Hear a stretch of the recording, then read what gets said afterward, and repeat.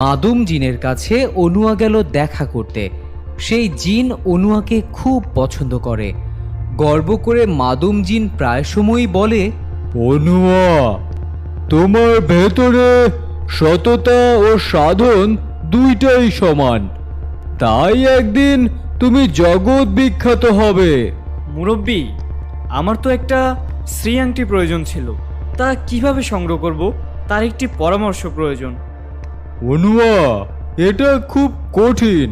সারা দুনিয়ায় 1,65,415টি শ্রী আংটি ছিল।